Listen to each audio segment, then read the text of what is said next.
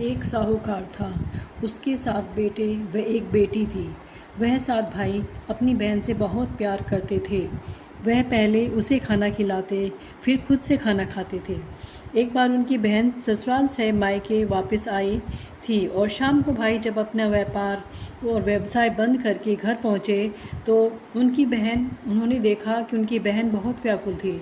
सभी भाई जब खाना खाने बैठे तो उन्होंने अपनी बहन से भी खाना खाने के लिए आग्रह किया, लेकिन बहन ने बताया कि आज करवा चौथ का निर्जल व्रत है और वह खाना चंद्रमा को देखकर उसे अर्घ्य देकर ही खाना खा सकती है।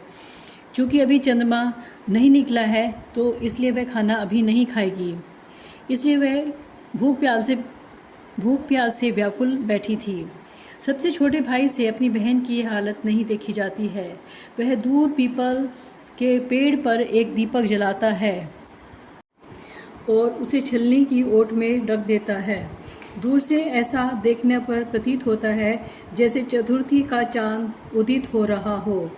इसके बाद भाई बहन से कहता है, चांद निकल आया है, तुम उसे अर्घ्य देकर भोजन कर सकती हो।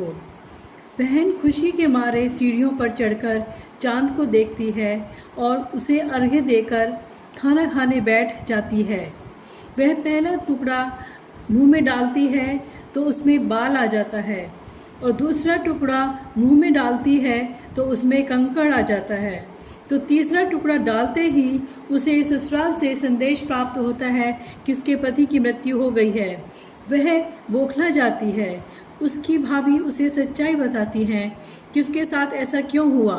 करवा चौथ का व्रत गलत तरीके से टूटने के कारण देवता उससे नाराज हो गए हैं और उन्होंने ऐसा किया है।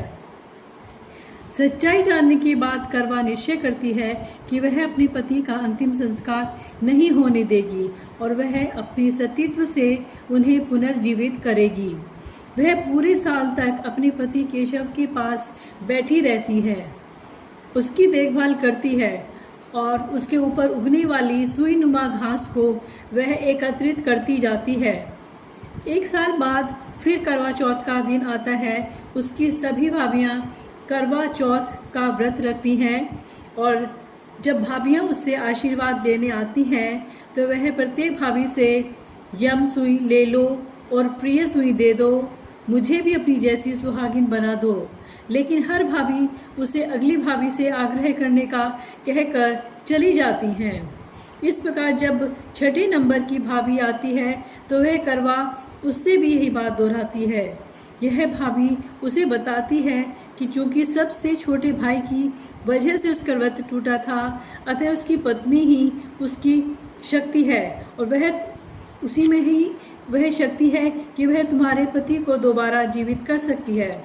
इसलिए वह जब तुम्हारे पास आए तो तुम उसे पकड़ लेना और जब तक वह तुम्हारे पति को जिंदा न कर दे तब तक उसे नहीं छोड़ना।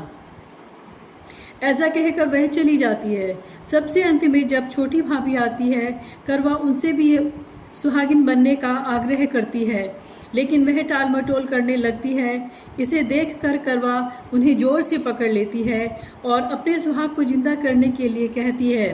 भाभी उससे छुड़ाने के लिए उसे नोचती है, खसोटती है, लेकिन करवा उनको नहीं छोड़ती।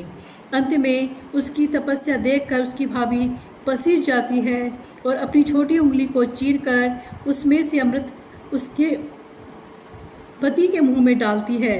करवा का पति श्री गणेश कहकर उठ बैठता है और इस प्रकार प्रभु की कृपा से छोटी भाभी की माध्यम से करवा को अपना पति सुहाग वापस मिल जाता है।